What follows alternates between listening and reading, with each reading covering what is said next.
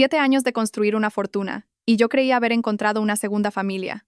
7 años en los que transformé el pequeño taller mecánico familiar al borde de la quiebra en un conglomerado líder en la fabricación de componentes para automóviles en la región, pero ni una sola vez me atreví a reclamar el mérito. Cedí toda la gloria a mi marido Javier, para que pudiera mantener la cabeza alta ante el mundo. Viví en ese silencioso sacrificio hasta una fatídica tarde en la que mi suegra, Carmen, a quien había cuidado devotamente durante 7 años, trajo de vuelta de Francia al antiguo amor de mi marido. Sin mediar palabra, me arrojó a la cara un cheque de 250.000 euros. Junto a él, una demanda de divorcio ya firmada por Javier. Luego, con frialdad, me ordenó: «Coge el dinero y lárgate de esta casa. Este lugar nunca te perteneció». En ese instante me quedé helada. El mundo entero se derrumbó bajo mis pies. Era una tarde de fin de semana. El cielo de Madrid, tras una lluvia de verano, estaba inusualmente fresco.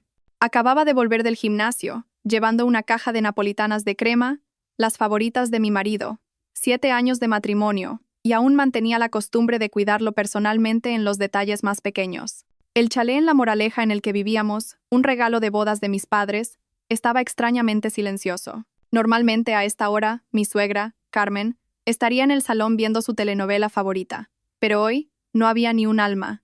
Dejé la caja de pasteles sobre la mesa, sintiendo que algo no iba bien. El ambiente en la casa era demasiado formal, demasiado callado. Sobre la mesa de centro de ébano, el juego de té de porcelana fina que Carmen tanto apreciaba estaba dispuesto, el vapor aún ascendiendo de la tetera, como si esperaran a un invitado de suma importancia. Estaba a punto de subir las escaleras cuando el sonido de unos tacones resonó desde la entrada. La pesada puerta de roble macizo se abrió. Mi suegra entró, seguida por mi marido, Javier. Pero la persona que caminaba a su lado, la que se aferraba a su brazo con tanta intimidad, no era yo. Era otra mujer. Tendría mi edad, vestida con un traje de seda blanco de una costosa marca francesa. Su cabello castaño avellana caía en ondas voluminosas, y su rostro, maquillado con esmero, irradiaba un aura de sofisticación que yo, una mujer dedicada únicamente al trabajo y la familia, nunca podría tener. Mi corazón dio un vuelco. La reconocí.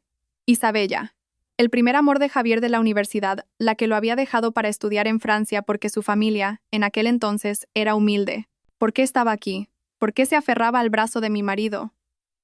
1.000.000 de preguntas se arremolinaban en mi mente, pero antes de que pudiera articular una sola palabra, Carmen habló. Su voz era fría y distante, desprovista de la calidez de la suegra a la que yo siempre había respetado. «Ah, ya has vuelto. Perfecto, te estábamos esperando». ¿Estábamos? Miré a mi alrededor perpleja. Solo estaban ellos tres. Javier, mi marido, el hombre que amaba con todo mi ser, permanecía allí, con la cabeza gacha, sin atreverse a mirarme a los ojos. Su mirada me evitaba, sus hombros temblaban ligeramente, una expresión de cobardía que ya conocía demasiado bien cada vez que tenía que enfrentarse a su madre. Isabella, por el contrario, me miraba con una extraña mezcla de lástima, triunfo y la diversión de quien observa una obra de teatro. Carmen no me dio más tiempo para pensar. Se dirigió directamente al aparador de caoba, sacó una carpeta y algo delgado. Se dio la vuelta y se detuvo frente a mí. Sus ojos, afilados como cuchillos, me escanearon de pies a cabeza, como si evaluara una mercancía que ya ha perdido su valor. Luego, arrojó lo que tenía en las manos sobre la mesa de centro. Un seco clac resonó. El papel de color azul pálido se deslizó sobre la superficie de la mesa y se detuvo justo delante de mí. Era un cheque. La cifra escrita en él hizo que se me nublara la vista. 250.000 euros. Junto al cheque, una carpeta de papel blanco. En la primera página, en negrita, demanda de divorcio. Y en la sección de la firma del esposo, la rúbrica de Javier ya estaba allí, la tinta apenas seca. Mi mente se quedó en blanco, mis oídos zumbaban.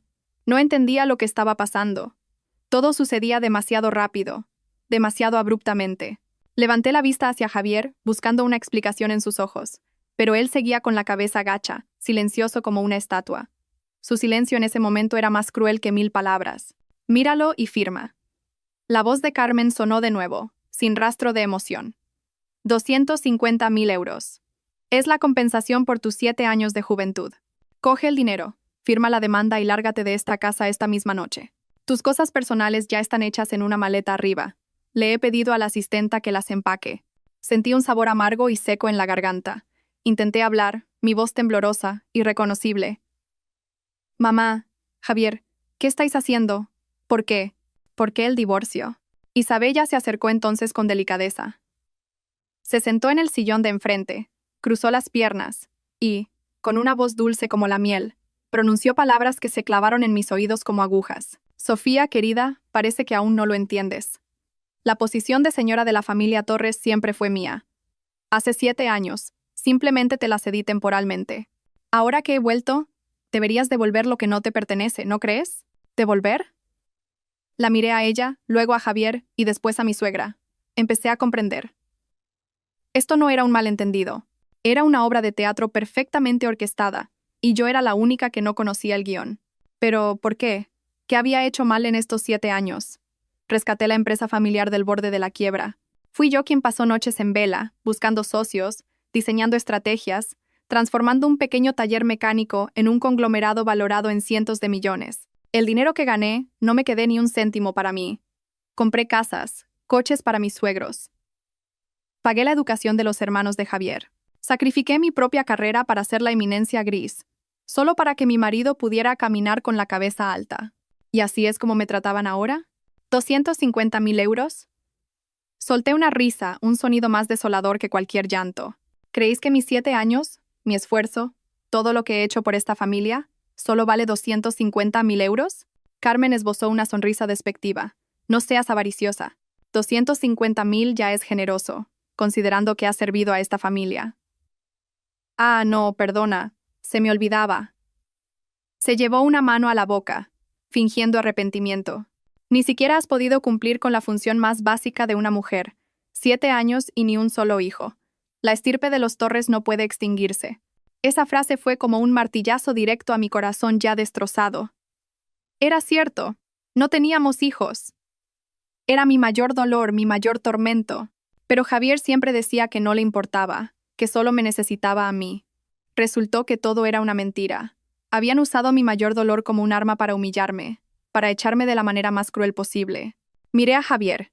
Esta vez ya no suplicaba una explicación. Gruñí, mi voz cargada de resentimiento. Javier, habla. ¿Qué significa todo esto? ¿Te ha comido la lengua el gato? Solo entonces Javier levantó lentamente la cabeza. Sus ojos estaban enrojecidos no por lástima hacia mí, sino por miedo. Balbuceó. Sofía, yo. Lo siento. Mi madre e Isabella tienen razón. No somos compatibles. Yo todavía amo a Isabella. Todavía amo a Isabella. 7 años de convivencia, de intimidad, todo el amor y el cuidado que me había dedicado.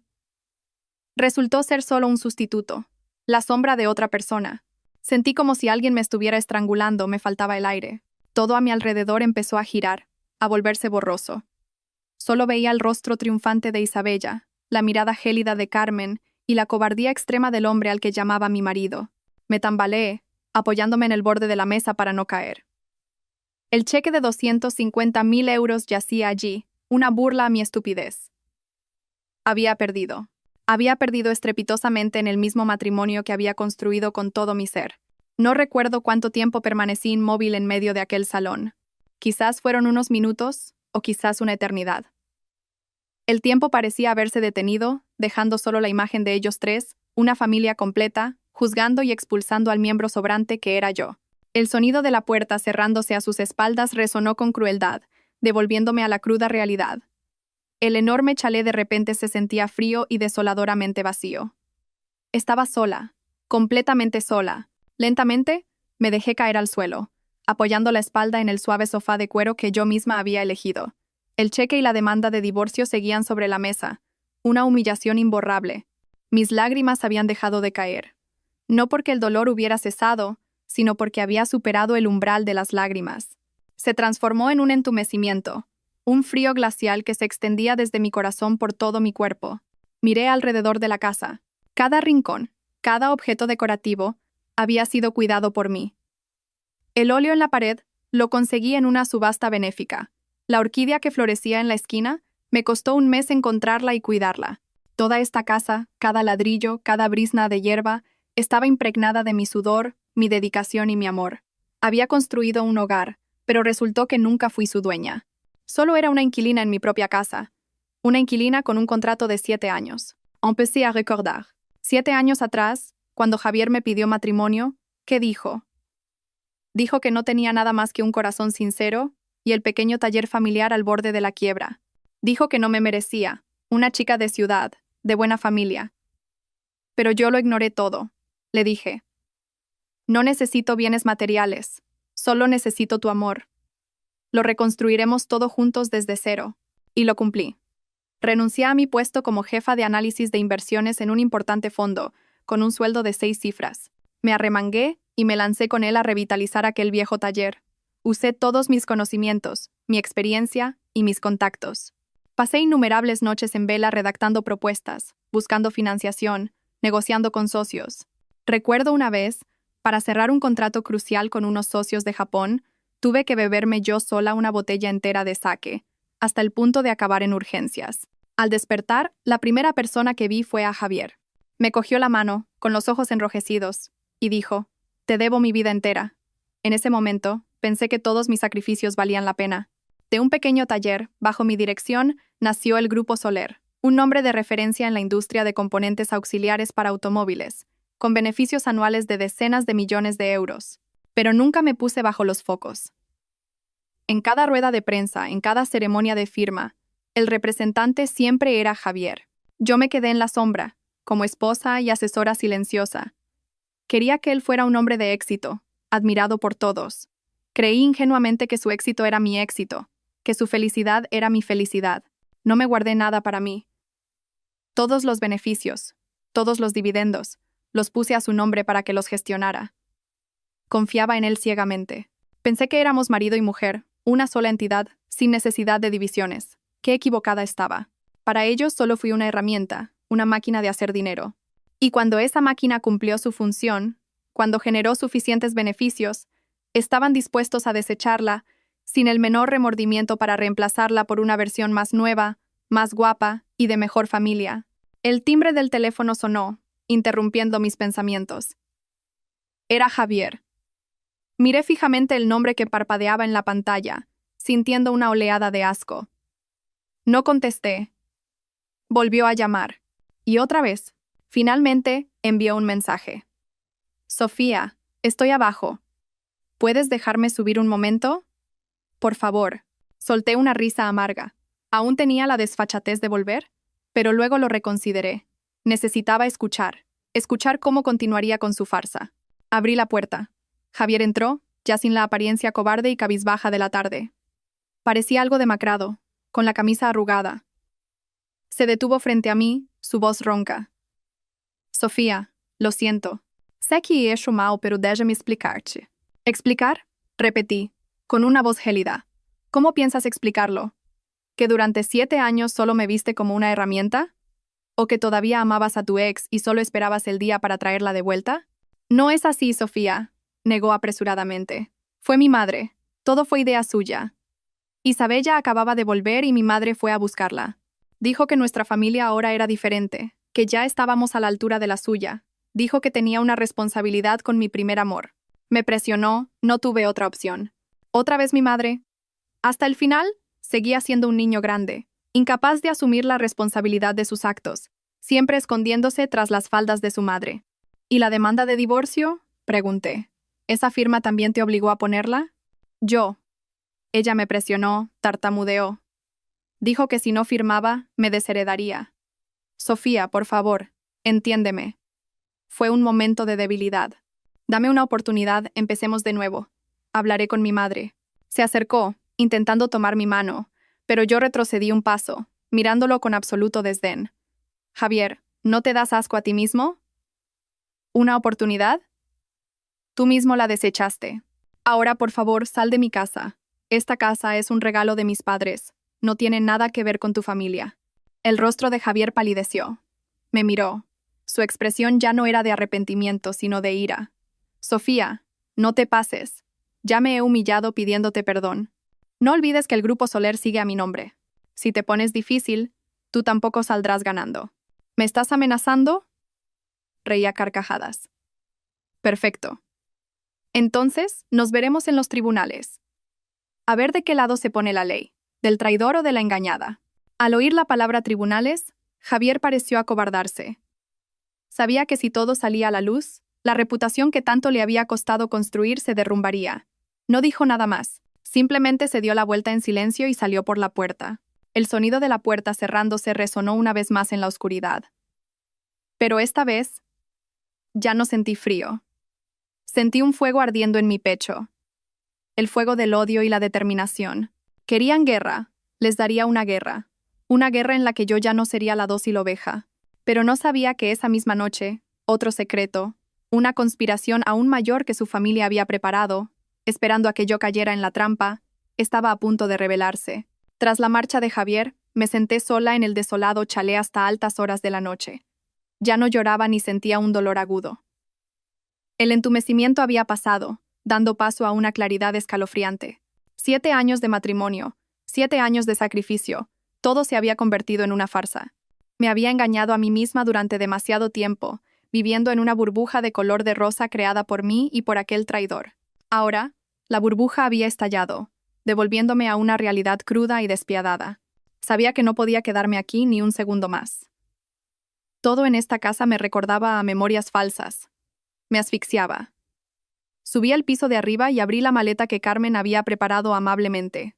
Dentro, efectivamente, solo había algunas de mis prendas de diario. Las más baratas, las más viejas, los vestidos de diseño, los bolsos caros que había comprado con mi propio dinero, todo había desaparecido. No solo querían echarme, querían despojarme hasta del más mínimo de mis bienes. Una sonrisa irónica se dibujó en mis labios. De acuerdo, no necesitaba esas cosas. Me iría con las manos vacías, tal y como querían, pero no me iría en silencio. Arrastré la maleta vacía fuera de la casa. Sin mirar atrás ni una sola vez, cogí un taxi. El único destino que se me ocurría en ese momento era la casa de mi madre. El apartamento de mi madre estaba en un distrito céntrico. No era lujoso, pero siempre estaba cálido y ordenado. Mi madre, Elena, era una profesora jubilada. Vivía sola desde que mi padre falleció.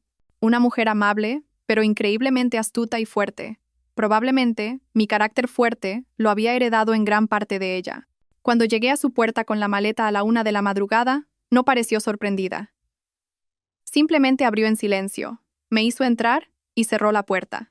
No preguntó, no me consoló. Fue a la cocina y me preparó una taza de infusión de jengibre caliente. «Bebe, para que entres en calor», dijo con voz tranquila. «Luego dúchate y cámbiate. Ya hablaremos de todo mañana por la mañana». La calma de mi madre hizo que yo, que estaba tensa como la cuerda de un violín, me relajara. Hice lo que me dijo. Después de la ducha, con mi pijama de siempre, me sentí como una niña que regresa a casa tras un largo viaje, encontrando el refugio más seguro. Esa noche, dormí profundamente, sin sueños. Quizás estaba demasiado agotada. A la mañana siguiente, cuando desperté, mi madre ya había preparado el desayuno. El aroma de un caldo casero inundaba el apartamento.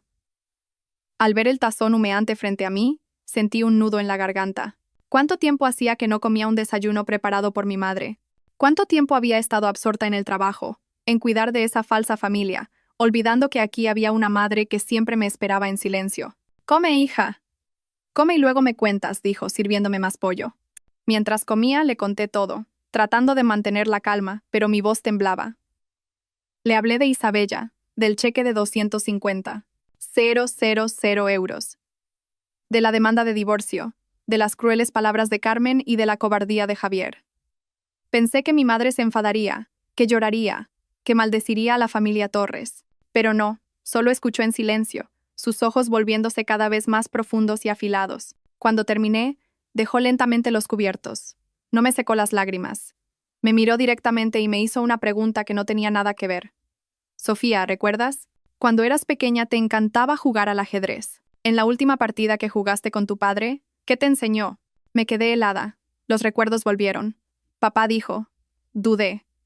Papá dijo, «Cuando te acorralen, nunca pienses en sacrificar una pieza inútilmente. Mantén la calma, busca el punto débil del oponente y convierte tu propia posición desfavorable en una trampa». «Exacto», asintió mi madre. «Ahora mismo, estás en una partida así. Te han hecho jaque, pero eso no significa que hayas perdido». Mi madre comenzó a analizar cada palabra clara, lógica y contundente, como una estratega, no como una anciana profesora jubilada. «Primero, ¿por qué te dieron 250,000 euros? No es una cantidad pequeña. Si solo quisieran echarte, podrían haber usado mucho menos. Esa cifra tiene un propósito. Es lo suficientemente grande como para que una persona normal se sienta compensada y firme en silencio. También es una cifra que ellos creen que alguien que ha creado una fortuna de cientos de millones despreciará. Están jugando con tu psicología. Quieren que por orgullo, por desdén, lo dejes pasar. Empecé a entender. Segundo, ¿por qué lo hicieron todo de forma tan abierta y descarada? ¿No temen que montes un escándalo? No, no lo temen. Al contrario, esperan que lo hagas. Cuanto más celosa y fuera de control te muestres, más parecerás una esposa abandonada que intenta aferrarse desesperadamente. Entonces la opinión pública se pondrá de su lado. Inventarán la historia de un marido que por amor verdadero tuvo el valor de dejar a una esposa que no podía darle hijos. Se convertirán en las víctimas. Cada palabra de mi madre era como un martillo que rompía el caos en mi cabeza. Todo empezaba a tener sentido. Entonces, ¿qué debo hacer ahora, mamá?, pregunté. Mi voz ya no era débil. Mi madre sonrió, una sonrisa llena de misterio y poder. Ahora vas a hacer exactamente lo que ellos quieren, pero a nuestra manera. Vas a volver a esa casa. ¿Volver? Me sorprendí. Sí, volverás. No como una esposa expulsada, sino como una esposa desconsolada que está considerando su oferta. Te mostrarás destrozada, digna de lástima, pero bajo ninguna circunstancia firmes la demanda de divorcio todavía. Tienes que ganar tiempo. ¿Para qué? Para que bajen la guardia. Y para que nosotras tengamos tiempo de reunir pruebas, dijo mi madre, sus ojos brillando con una luz afilada. Ellos creen que están jugando al ajedrez con una oveja. Les demostraremos con quién están tratando. Sofía, no quiero que te vengues. Quiero que reclames justicia. No solo reclamarás tus bienes, reclamarás tu honor. Harás que paguen por cada una de tus lágrimas. Yo estaré detrás de ti, moviendo las piezas contigo, una a una. Miré a mi madre. Una emoción intensa me invadió. Ya no tenía miedo. Tenía a mi madre a mi lado. Tenía la astucia y la experiencia de una mujer que había superado tormentas guiándome. Me levanté y recogí los platos. Entendido, mamá. Actuaré en esta obra, y será la actuación de mi vida. Mi madre asintió, satisfecha. El tablero de ajedrez se había reconfigurado. Y esta vez, quien movía las blancas, quien hacía el primer movimiento, sería yo. Pero ni mi madre ni yo podíamos imaginar que las conspiraciones a las que estábamos a punto de enfrentarnos eran mucho más complejas y oscuras de lo que podíamos concebir. A la mañana siguiente, llamé a Javier. A propósito, dejé que mi voz sonara ronca, débil y llena de duda. Hola, Javier, soy yo. Hubo un silencio de unos segundos al otro lado. Probablemente no esperaba que yo le llamara. Sofía, ¿dónde estás? ¿Estás bien? Su voz seguía con esa falsa preocupación. Estoy en casa de mi madre. He estado pensando toda la noche. No sé qué hacer. Todo ha sido tan repentino. Empecé a actuar. Controlé cada sollozo a la perfección. Pude oír su suspiro de alivio. Sofía, no llores más. Sé que estás en shock. A mí también me duele mucho. ¿Qué tal si vuelves a casa? Nos sentamos y hablamos tranquilamente. Pase lo que pase, esta sigue siendo tu casa. ¿Mi casa? Reí amargamente por dentro, pero mi voz seguía siendo un sollozo. ¿Sigue siendo mi casa? No es lo que piensas. Vuelve y te lo explicaré todo. Te estoy esperando en casa, dijo, con un tono lleno de anhelo. Está bien, respondí después de una pausa fingida. Volveré. Colgué. Mi madre, sentada frente a mí, asintió con satisfacción. Muy bien. El pez empieza a bajar la guardia. Recuerda, a partir de ahora, debes convertirte en la esposa más digna de lástima, la más indefensa. Cuanto más te subestimen, más fácil será que cometan errores. Respiré hondo. La obra había comenzado oficialmente. Regresé al chalet de La Moraleja a mediodía. No conduje mi Porsche, cogí un taxi. Tampoco vestí ropa elegante. Elegí un vestido viejo, de colores discretos, y fui sin maquillaje para mostrar mis ojos hinchados y mi aspecto cansado. Cuando entré, Javier ya estaba esperando en el salón. Se apresuró a cogerme el bolso, con un gesto tan atento como si nada hubiera pasado. ¿Has vuelto? Estarás agotada, ¿verdad? Sube a descansar. No dije nada, solo lo seguí en silencio escaleras arriba. Nuestro dormitorio estaba igual, nada había cambiado, pero sabía que, probablemente en unos días, tendría una nueva dueña. Sofía, dijo Javier, sentándose a mi lado en la cama y tomando mi mano. Sé que tengo la culpa, pero lo mío con Isabella fue en realidad un arreglo de mi madre. Ella quiere un heredero y tú. Realmente no tenía otra opción. Empezó de nuevo con su habitual cantinela de culpar a otros. Te quiero de verdad, pero tampoco puedo desobedecer a mi madre. ¿Qué tal si? ¿Qué tal si aceptas el dinero? Considéralo una garantía para tu futuro. Cuando las cosas se calmen, te prometo que encontraré la manera de compensarte. Actuaba de maravilla. El hijo obediente atrapado entre su madre y su esposa. El hombre desconsolado por no poder proteger su amor. Pero yo sabía que todo era mentira. Solo quería que firmara la demanda rápidamente para poder unirse legítimamente a su amante y a su enorme fortuna. Necesito tiempo para pensar, dije con voz débil, dándome la vuelta para fingir que lloraba. Claro, claro. Descansa. No te molestaré más, dijo, y salió sigilosamente de la habitación. En cuanto la puerta se cerró, me incorporé de un salto. Las lágrimas desaparecieron, reemplazadas por una mirada fría y afilada. Tenía que actuar de inmediato. Sabía que su despacho en la planta baja era donde guardaba todos los documentos importantes, pero no podía entrar abiertamente. Necesitaba una excusa. Esperé hasta la noche. Mientras Javier estaba abajo viendo la televisión, bajé con un viejo portátil mío en la mano. Javier, llamé con voz triste. Este portátil se ha estropeado. Quería recuperar algunas fotos antiguas nuestras y no puedo. ¿Podrías echarle un vistazo? Javier me miró de reojo y luego volvió a la pantalla del televisor. Déjalo ahí, mañana lo miro. Ahora estoy ocupado. Pero quiero verlas ahora, insistí con un tono caprichoso que rara vez usaba. Quizás al ver que parecía haberme ablandado, Javier no se atrevió a negarse. Se levantó a regañadientes. A ver, dámelo. Cogió el portátil y entró en su despacho. Ahí estaba. La oportunidad había llegado. Lo seguí. El despacho de Javier estaba impecablemente ordenado. Un gran escritorio de madera. Y, detrás, una estantería de documentos que llegaba hasta el techo. Es solo un problema de software. ¿Lo reinstalo?, dijo Javier tras examinar el portátil. Tardaré 1 hora más o menos. Sal y espera viendo la tele. Vale, asentí dócilmente y me di la vuelta para salir. Pero no fui lejos. Me escondí detrás de la puerta, esperando. Tal como había previsto, a los 15 minutos sonó el teléfono de Javier. Miró la pantalla y salió rápidamente al balcón a contestar. Sabía que era Isabella. No necesitaba escuchar para saber de qué hablaban. Me deslicé en el despacho como un gato. No tenía mucho tiempo. Mis ojos recorrieron rápidamente los cajones. Sabía que Javier tenía una costumbre. Siempre guardaba las cosas más importantes en un maletín de cuero negro que apreciaba mucho. El maletín estaba sobre una silla. Abrí la cerradura con cuidado. Dentro había una gruesa pila de documentos. Mi corazón latía con fuerza. Pasé rápidamente las páginas. Contratos, informes financieros, y entonces lo vi. Una carpeta separada.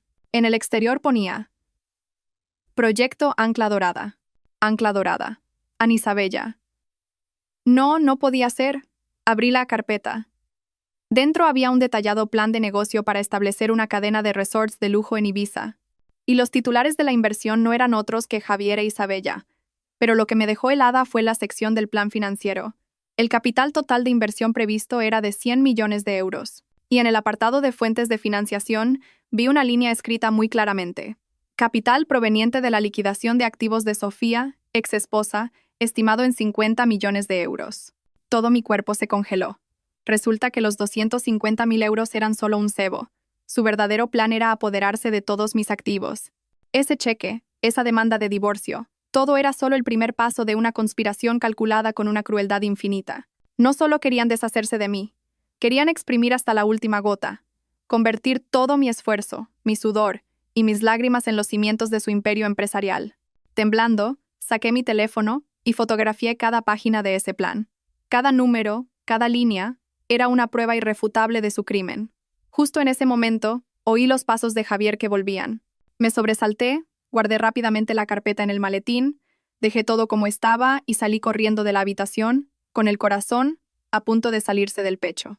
Cuando Javier entró, yo ya estaba sentada en el sofá, fingiendo estar absorta en la televisión.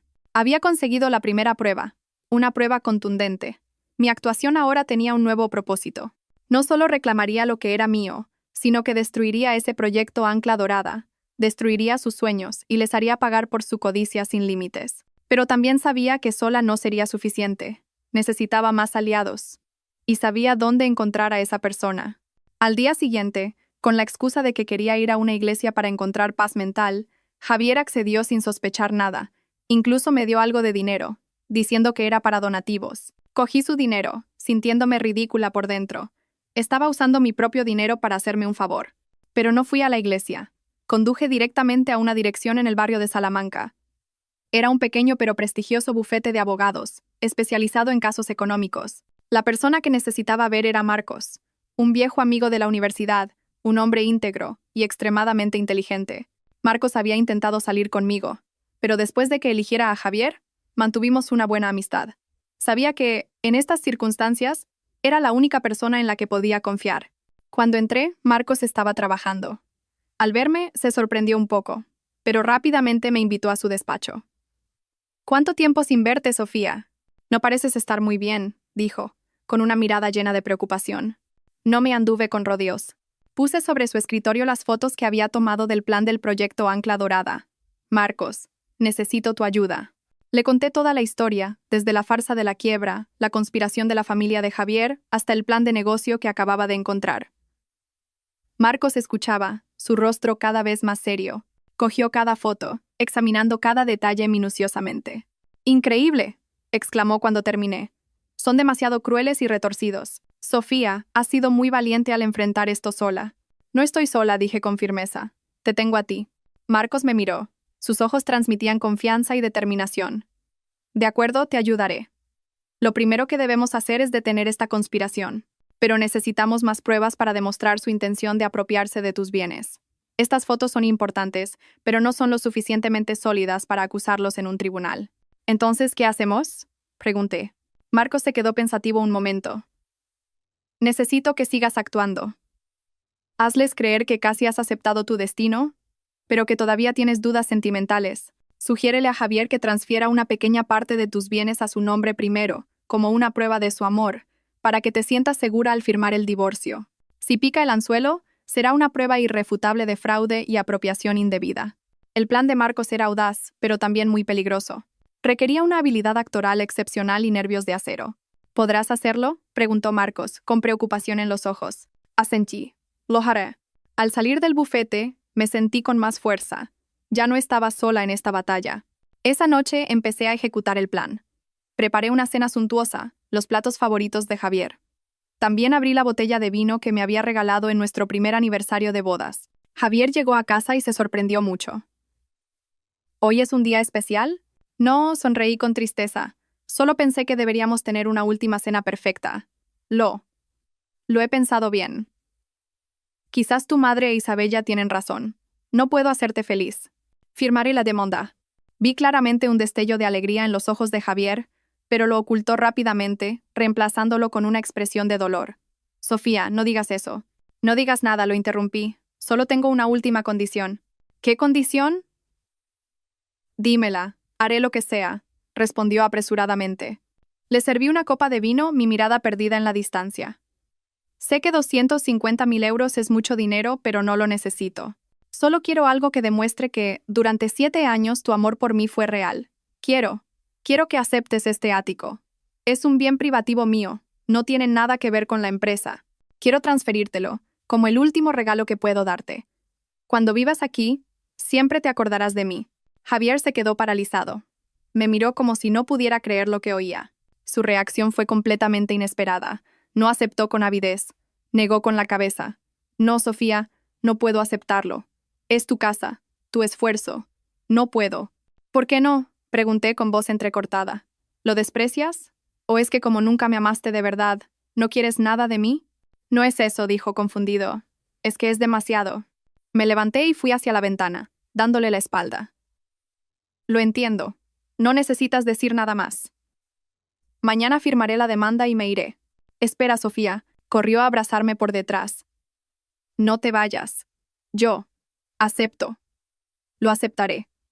Lo aceptaré para demostrarte que mi amor por ti es real». Apoyé mi cabeza en su hombro. Una sonrisa fría y triunfante se dibujó en mis labios, invisible para él. El pez había picado, y esta vez se había tragado el anzuelo, el sedal y la plomada. Al día siguiente, Javier y yo fuimos juntos a la notaría. Había preparado un falso expediente de donación del ático, redactado de forma descuidada, dejando a propósito lagunas legales que una persona normal difícilmente notaría. Tal como Marcos me había indicado, me concentré en mostrar el dolor y la reticencia de una esposa a punto de dejar a su marido. Javier, Cegado por la codicia, no sospechó nada. Firmó rápidamente todos los papeles. En el momento en que estampó su firma, supe que tenía la prueba decisiva. La prueba de su codicia y su engaño. Pero no sabía que, en ese mismo momento o en otro lugar, mi madre estaba ejecutando un movimiento aún más magistral. Un movimiento que dejaría a toda la familia Torres sin capacidad de reacción. Mientras yo ejecutaba a la perfección mi farsa de regalar el ático, en otro frente, mi madre había entrado en acción. No eligió la confrontación directa. Sabía que para derribar a una familia que valoraba tanto las apariencias como los Torres, había que atacar precisamente eso, las apariencias. Mi madre contactó a un viejo amigo, un periodista veterano con gran influencia en los medios. No le contó mi historia de forma lastimera. Simplemente filtró casualmente algunos rumores. Que el joven heredero del Grupo Soler, famoso por adorar a su esposa, se estaba preparando para divorciarse y casarse con su exnovia de alta cuna, que se decía que este divorcio podría ser una bomba financiera relacionada con conspiraciones de apropiación de bienes por valor de millones. Solo dijo eso, nada más. Con la agudeza de un periodista, el amigo de mi madre supo que tenía una mina de oro informativa. Se publicó un primer artículo, sin nombres, solo con iniciales. Pero con detalles tan coincidentes, todo el mundo empresarial de Madrid entendió de quién se trataba. El artículo fue como una piedra en un estanque en calma. La familia Torres, que se regodeaba pensando que me habían engañado, de repente se convirtió en el centro de todos los cotilleos. Los teléfonos de Carmen y su marido no paraban de sonar. Socios comerciales, amigos de la alta sociedad, todos llamaban para preguntar, entre curiosos y recelosos. La reputación de familia respetable y exitosa que tanto les había costado construir estaba en peligro. Empezaron a entrar en pánico. Y en su pánico, cometieron un error fatal. Empujaron a Isabella al centro de atención. Pensaron que haciendo pública la relación entre Javier e Isabella de forma oficial, podrían acallar los rumores, transformando la historia de una infidelidad y una robamaridos en un romántico cuento de amor reencontrado. Isabella, con el apoyo de Carmen, empezó a aparecer con frecuencia junto a Javier. Se mudó al chalet, la casa de la que yo me había ido. Empezó a cambiarlo todo, las cortinas, los cuadros, incluso las macetas que tanto me gustaban. Quería borrar cualquier rastro de mí, afirmar su posición como la nueva señora de la casa, y entonces comenzó su guerra psicológica conmigo. No me llamó, no me envió mensajes insultantes, eligió un método mucho más sutil y cruel. Empezó a publicar fotos de su feliz vida en redes sociales, deliberadamente en modo público. Un día, una foto suya sentada en mi antiguo despacho, con la mano sobre el portátil que yo usaba, con el pie de foto, familiarizándome con el trabajo de mi futuro marido. Al día siguiente, una foto de ella y Javier cenando a la luz de las velas en nuestro comedor, con la leyenda: la felicidad es simplemente estar con la persona que amas. El punto culminante fue cuando publicó una foto de un enorme anillo de diamantes en su dedo anular, junto a la mano de Javier sosteniendo la suya. El texto decía simplemente: sí, quiero. Cada foto, cada publicación, era como un cuchillo que se retorcía en mi herida. Quería provocarme, que me pusiera celosa, que perdiera el control. Quería que yo montara un escándalo para poder hacerse la víctima. La pobre mujer acosada por la celosa exesposa de su amado. Leí cada publicación, miré cada foto, sintiendo oleadas de ira. Pero no hice nada. No comenté, no respondí. Simplemente, hice capturas de pantalla de todo. Serían pruebas de su verdadera cara. Una tercera en discordia descarada y manipuladora. Mi silencio pareció enfurecer aún más a Isabella. Decidió atacar más fuerte. Una tarde, mientras estaba en el apartamento de mi madre, sonó el timbre. La asistenta abrió y entró corriendo, alarmada. Señorita, están fuera la señorita Isabella y la señora Carmen. Mi madre y yo nos miramos. ¿Qué hacían aquí? Salimos al salón. Carmen e Isabella ya habían entrado por su cuenta y estaban sentadas cómodamente en el sofá, como si fueran las dueñas. Sofía, ¿todavía no has firmado?, empezó Carmen, con su tono condescendiente. Te di una semana para pensar. No te atrevas a retractarte. Creo que este asunto debería resolverlo un juez, respondí con calma. Isabella tomó la palabra, su voz dulce pero llena de provocación. Sofía, sé que todavía quieres a Javier, pero deberías aceptar la realidad. Él ya no te quiere. A quien ha elegido es a mí. Cuanto más te aferres, más patética parecerás. Se levantó, paseó por el salón, acariciando las antigüedades de mi madre. He oído que este apartamento también es herencia de su madre. ¿Qué suerte tienes? Has perdido un marido, pero todavía tienes un sitio al que volver. ¿Qué tal esto? Se detuvo y me miró fijamente. Acepta los 250.000 euros. Y con este piso, tendrás suficiente para vivir cómodamente el resto de tu vida. Deberías ser un poco más razonable. ¿Razonable? Mi madre, que había estado en silencio, habló de repente. Su voz no era alta, pero estaba cargada de autoridad. No solo reclamaría lo que era mío, sino que destruiría ese proyecto Ancla Dorada, destruiría sus sueños y les haría pagar por su codicia sin límites. Pero también sabía que sola no sería suficiente. Necesitaba más aliados. Y sabía dónde encontrar a esa persona. Al día siguiente, con la excusa de que quería ir a una iglesia para encontrar paz mental, Javier accedió sin sospechar nada. Incluso me dio algo de dinero, diciendo que era para donativos. Señorita, ¿sabe en casa de quién está? ¿Con quién está hablando? ¿Con qué derecho le dice a mi hija que sea razonable? Isabella se quedó un poco desconcertada por la presencia de mi madre, pero luego sonrió con desdén. Señora, solo le estaba dando un consejo sincero. Los tiempos han cambiado. Quien se adapta, sobrevive. Creo que debería aconsejar a Sofía que acepte la realidad para que todo se resuelva amistosamente. Gracias por su consejo, sonrió mi madre, una sonrisa gélida. Antes de irse, Isabella se volvió, lanzándome una mirada llena de odio y una amenaza. Ya verás, te arrepentirás. Cuando la puerta se cerró, solté un suspiro de alivio. Pero mi madre no. Me miró, seria. Sofía, esa chica no es simple. Si ella y tu suegra se han atrevido a venir hasta aquí a provocar, es porque tienen un as en la manga que aún no conocemos. Las palabras de mi madre me sobresaltaron. Era cierto. La confianza de Isabella no era infundada. ¿Cuál era el secreto que ocultaban? ¿Un secreto que les hacía creer que tenían la victoria asegurada? El enfrentamiento en casa de mi madre fue una señal de alarma. La desfachatez y la confianza de Isabella debían provenir de un as en la manga que yo aún no podía anticipar. No podía quedarme tranquila. La advertencia de mi madre me obsesionaba. Tienen un as en la manga que aún no conocemos. Le di 1000 vueltas, revisando todas las posibilidades. Mis bienes personales ya tenían un plan para apoderarse de ellos. El Grupo Soler legalmente, Javier seguía siendo el representante. Entonces, ¿cuál era su as? Tenía que ser algo lo suficientemente poderoso como para hacerles creer que, por mucho que yo luchara, al final perdería. Decidí que debía buscar la respuesta en el lugar donde yo misma la había creado, el Grupo Soler. Aunque me había retirado a un segundo plano, todavía tenía acceso al sistema interno de la empresa como asesora estratégica principal, un puesto que Javier me había concedido para que pudiera seguir ayudándole. Volví a mi antiguo despacho en la empresa. El lugar había sido vaciado por completo, sin rastro de mí. En su lugar, había nuevos objetos decorativos con el estilo inconfundible de Isabella. Claramente, se estaba preparando para ocupar ese puesto. Me senté frente al ordenador e inicié sesión. Todo parecía normal, pero sabía que las cosas más importantes nunca estarían a la vista. Empecé a revisar todos los contratos y transacciones financieras de los últimos 6 meses, el periodo desde el regreso de Isabella. Busqué cualquier anomalía, cualquier nombre o empresa relacionada con la familia de Isabella o sus contactos. Tras horas de búsqueda infructuosa, estaba a punto de rendirme. ¿Quizás estaba siendo paranoica? Justo cuando iba a apagar el ordenador, un viejo correo en la papelera llamó mi atención. El remitente era una dirección desconocida, y el asunto era solo una serie de números. Iba a eliminarlo, pero una corazonada me impulsó a abrirlo. Dentro no había texto, solo un archivo adjunto cifrado. Fruncí el ceño. Era un tipo de correo de alta seguridad que solo se usa en el sector financiero internacional. ¿Por qué estaba aquí? Usé mi software especializado para descifrar el archivo. El proceso tardó casi 1 hora. Cuando el archivo se abrió, apareció un contrato. Y al leer las primeras líneas, sentí que la sangre se me helaba. Era un contrato de transferencia de tecnología y marca entre el Grupo Soler y una empresa llamada Banza Holdings, con sede en Suiza.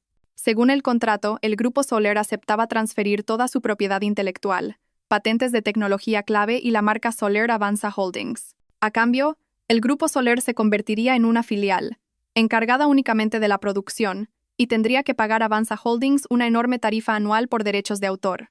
La persona que firmaba por parte del Grupo Soler no era otra que Javier, y la fecha de la firma era de un mes atrás, justo después del regreso de Isabella. Todo mi cuerpo temblaba. Lo entendí. Ese era su as en la manga. No necesitaban apoderarse de la empresa directamente. Habían usado una táctica mucho más sofisticada. Habían vaciado la empresa, convirtiendo al Grupo Soler, la gallina de los huevos de oro, en una cáscara vacía. Todo el valor principal, lo que tanto me había costado construir, Había sido transferido legalmente al extranjero. Si yo ganaba el juicio y recuperaba el control de la empresa, lo único que obtendría sería una simple fábrica de ensamblaje, obligada a trabajar para pagar derechos por su propia tecnología. Mientras tanto, ellos se sentarían cómodamente en Suiza, disfrutando de todos los beneficios de Vansa Holdings. ¿Vansa Holdings?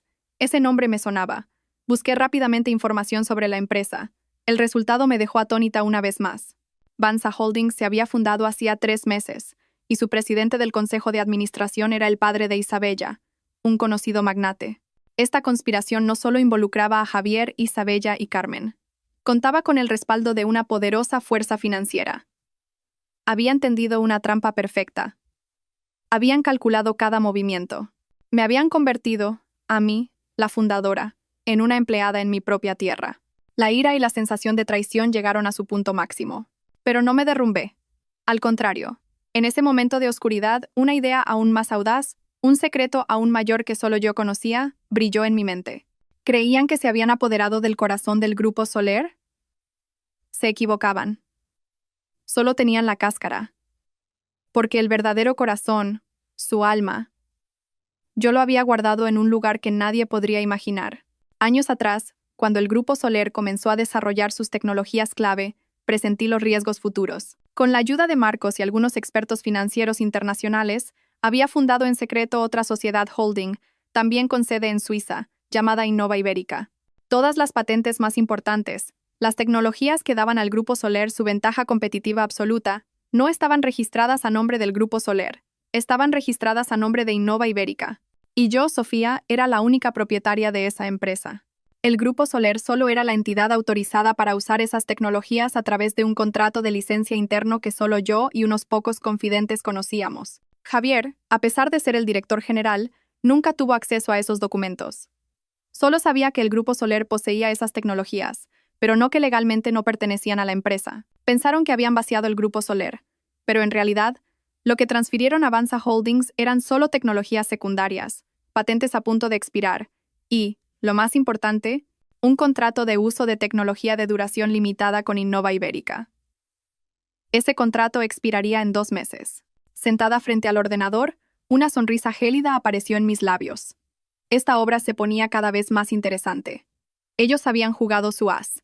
Ahora era mi turno de revelar el mío. No solo recuperaría lo que era mío, haría que Vansa Holdings, que toda la familia de Isabella, pagara un precio muy alto por atreverse a enfrentarse a mí. Esta batalla ya no era un simple divorcio. Se había convertido en una verdadera guerra comercial. Y en este campo de batalla, era yo quien poseía el arma definitiva. Tras descubrir la conspiración y mi verdadero as en la manga, supe que era hora de acelerar la partida.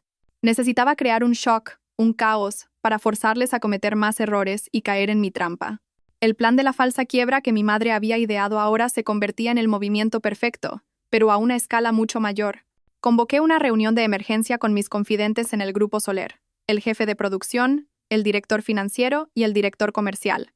Eran personas que me habían seguido desde el principio. No les oculté nada. Puse sobre la mesa el contrato con Vansa Holdings. El Grupo Soler ha sido vendido, dije con calma pero con peso.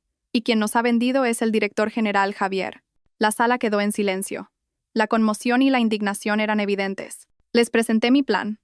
Vamos a crear una crisis ficticia, una farsa de quiebra. El departamento comercial filtraría la posible cancelación de grandes contratos. Producción ralentizaría el ritmo. Y contabilidad presentaría un informe interno mostrando grandes pérdidas. ¿El objetivo?, preguntó el director comercial. Crear pánico, respondí. Cuando se extienda el rumor de la quiebra, las acciones se desplomarán. Los inversores venderán. Los bancos y socios presionarán a Vansa Holdings, los nuevos dueños. Veremos cómo manejan este desastre. Todos entendieron el riesgo, pero al ver mi determinación, se unieron. Haremos lo que diga, Sofía. La obra comenzó. Los rumores sobre las dificultades financieras del Grupo Soler se extendieron. Las acciones empezaron a caer. Mientras tanto, yo volví a mi papel de esposa desconsolada. Llamé a Javier, llorando, diciéndole que la empresa tenía problemas graves. Él, regodeándose en su supuesto éxito, apenas me consoló. Tranquila, todo se arreglará, dijo con indiferencia. Su apatía me dio la excusa perfecta para actuar de forma desesperada. Empecé a contactar con tiburones financieros, en realidad, amigos de mi madre que colaboraban en la farsa, para vender mi participación en el Grupo Soler a un precio de saldo. La noticia de que Sofía, la cofundadora, estaba vendiendo para huir fue la bomba final. Confirmó todos los rumores. Las acciones no solo cayeron, se desplomaron. Los inversores entraron en pánico. Los bancos exigieron explicaciones al Grupo Soler y Avanza Holdings. La familia de Javier e Isabella no lo vieron venir. Pasaron de la cima del triunfo al fondo del caos. Acababan de comprar una empresa multimillonaria que ahora corría el riesgo de convertirse en papel mojado. El teléfono de Javier debía de estar ardiendo. La presión de su suegro, de los bancos, de los accionistas. ¿Qué haría? Volvería a mí. Pero esta vez, no como un benefactor, sino como alguien que necesitaba ayuda. Y ese sería el momento en que mi segunda trampa se cerraría. Pero nunca imaginé que, en su pánico, harían una petición aún más descarada y cruel de lo que había previsto. La tormenta que creé fue más devastadora de lo esperado. En 3 días, el valor del Grupo Soler se había evaporado en más de un 60%. Mi teléfono también empezó a sonar sin parar. La primera en llamar fue Carmen. Su voz ya no era altiva, sino temblorosa. Sofía, ¿qué demonios estás haciendo? La empresa está en ruinas. Ah, sí, respondí con inocencia. Yo tampoco entiendo nada. Solo sé que debemos mucho dinero. Quizás vayamos a la quiebra. Tengo mucho miedo. Quiebra. No puede ser, gritó. Tienes que hacer algo. Tú eres la más lista. Me reí por dentro. Ya no puedo hacer nada, mamá. Lo he intentado todo. Y colgué. Luego llamó Javier, furioso. Sofía, ¿qué has hecho? ¿Por qué vendiste las acciones sin consultarme? Tenía miedo. Volví a mi papel de víctima. Oí que la empresa iba a quebrar y quise recuperar algo de dinero. Lo siento. ¿Algo de dinero? Tu acción ha hundido todo, gritó. Los bancos exigen el pago. Los socios cancelan contratos. El padre de Isabella está furioso. Todo es culpa tuya. Qué irónico. Pero seguí actuando. Entonces, ¿qué hacemos ahora, Javier? No lo sé. Hubo un silencio. Luego, bajó el tono. Bueno, ya está hecho. Aún queda una última opción. ¿Cuál?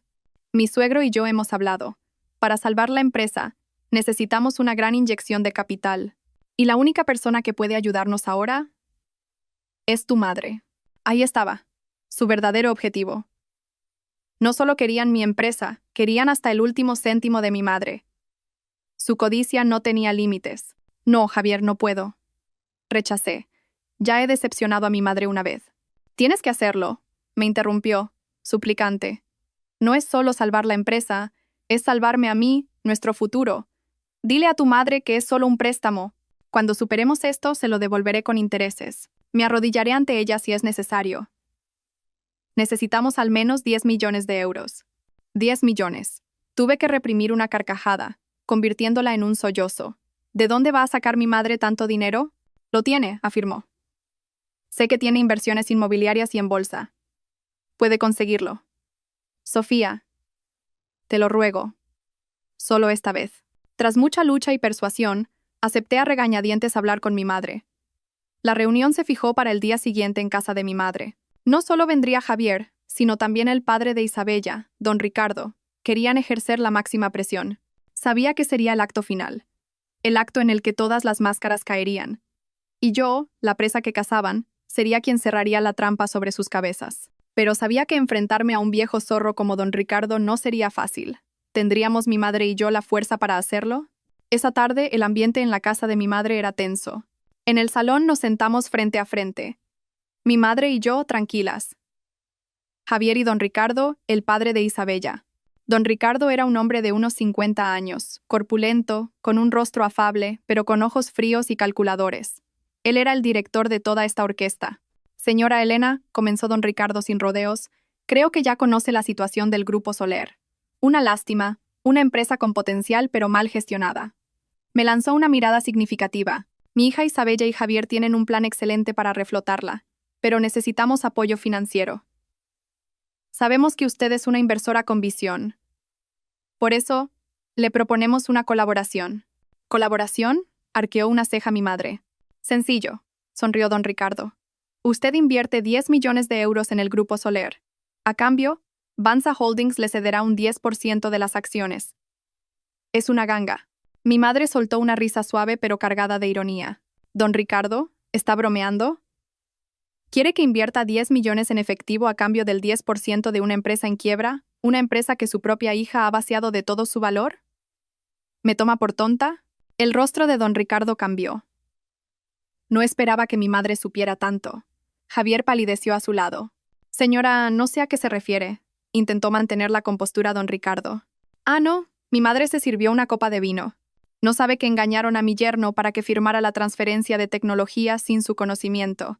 No sabe que se aliaron con el director financiero para filtrar información confidencial. Sus jueguecitos pueden engañar a los ingenuos, don Ricardo, pero no a mí.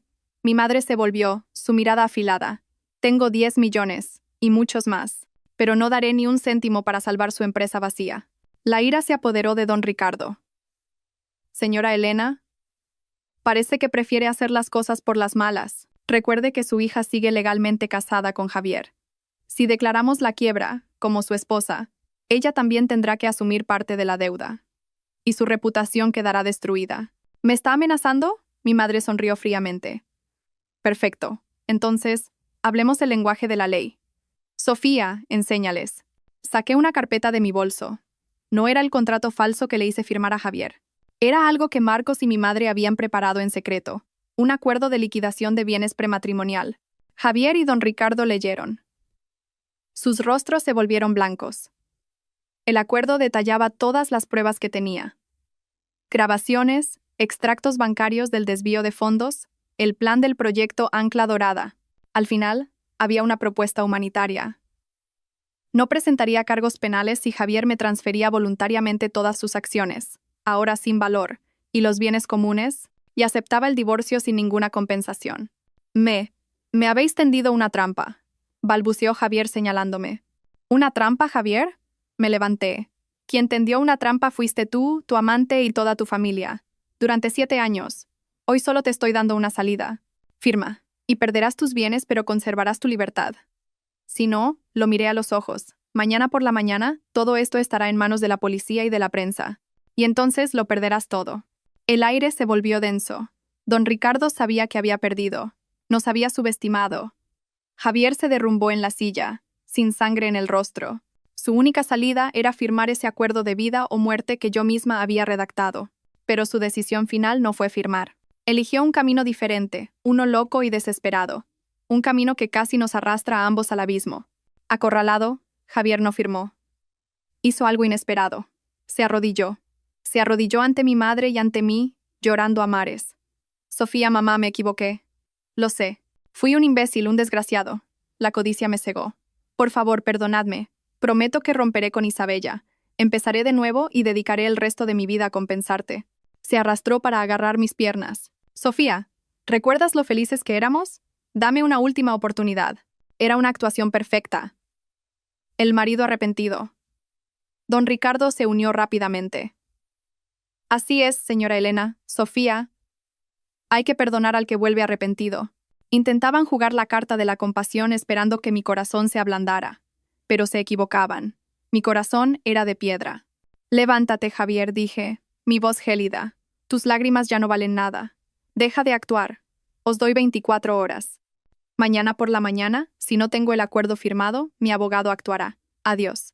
Mi madre y yo nos dimos la vuelta y subimos, dejándolos atrás. Pero no fue el final. La desesperación puede convertir a un hombre en una bestia. Esa noche, un ruido me despertó. Bajé las escaleras y la escena me aterrorizó. Javier había vuelto.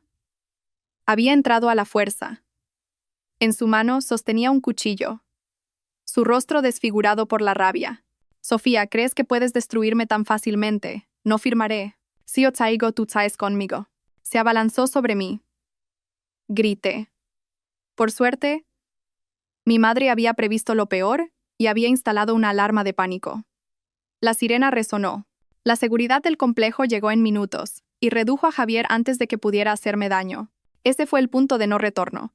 Su intento de agresión lo convirtió en un caso penal. Fue arrestado esa misma noche. La guerra ya no era en los tribunales, era una lucha por la supervivencia. Gracias a su locura, todo se resolvió rápidamente.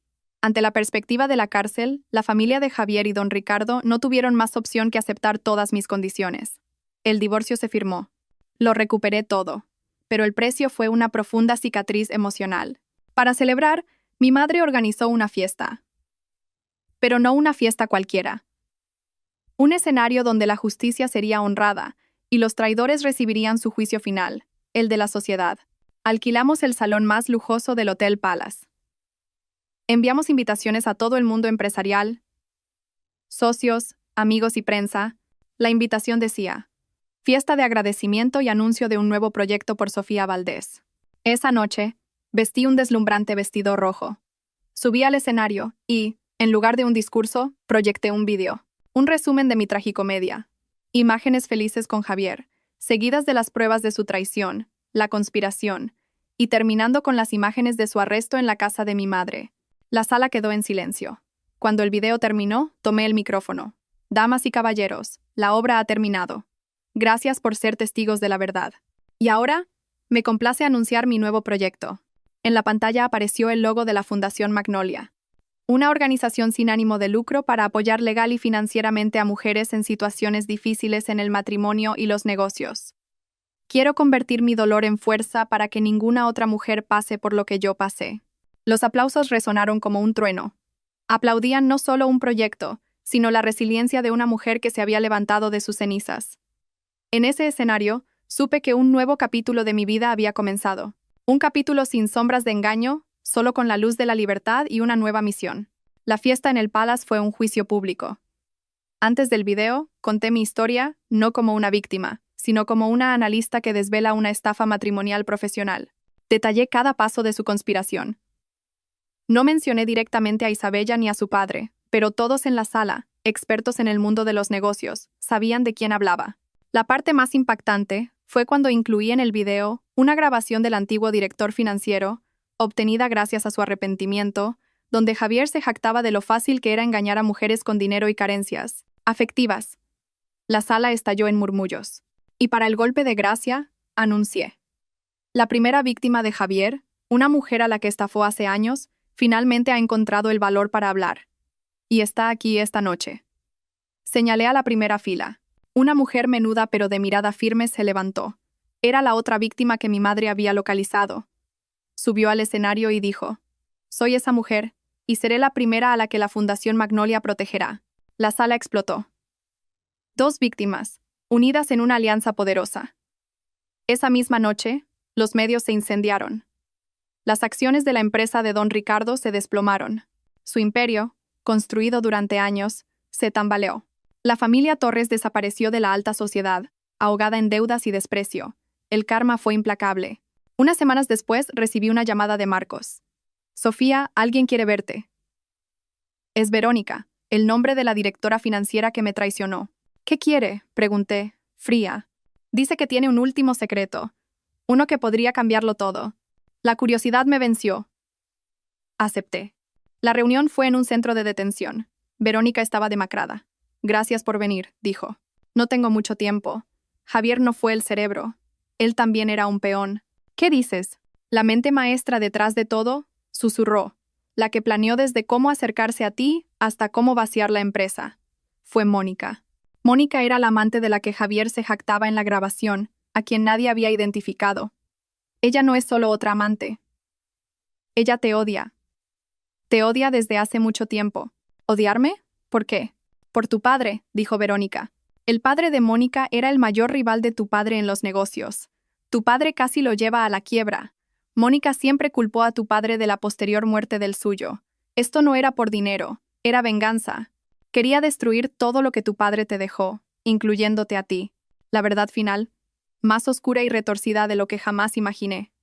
No era una estafa, era una vendetta generacional. El juicio final fue rápido. Con el testimonio de Verónica, Mónica fue condenada como la autora intelectual, recibiendo una sentencia aún más dura que la de Javier. El imperio de Don Ricardo se derrumbó por completo. Javier lo perdió todo: libertad, dinero, honor. Verónica recibió una sentencia reducida por su cooperación. La vida volvió a una nueva normalidad. La Fundación Magnolia prosperó, convirtiéndose en un refugio para miles de mujeres. Mi madre y yo nos volvimos más unidas que nunca. Un día, recibí una carta anónima. Sofía, lo siento y gracias. Supe que era de Verónica. No respondí. El perdón lleva tiempo. No volví a saber de Javier. Era parte de un pasado cerrado. La vida me había enseñado una lección sobre la confianza y el valor propio. Marcos y yo nos acercamos. Él me había apoyado en todo, no como un abogado, sino como un amigo. Nuestra relación floreció lentamente, basada en la sinceridad y el respeto mutuo. Un año después, en una playa de Cádiz, me pidió matrimonio con un anillo hecho de juncos. No te prometo más riqueza de la que ya tienes, dijo.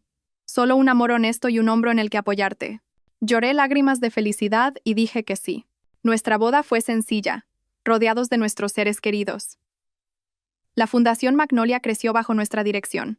Adoptamos 2 niños de un orfanato. He aprendido que la mejor venganza no es destruir a tus enemigos, sino vivir una vida plena y feliz que ellos nunca podrán alcanzar. Hoy, en el jardín de nuestra nueva casa, viendo a Marcos jugar con nuestros hijos, siento una paz completa. Renací de las cenizas de un matrimonio falso para convertirme en una magnolia, fuerte, resiliente y fragante. La nueva luz de una vida feliz había llegado por fin.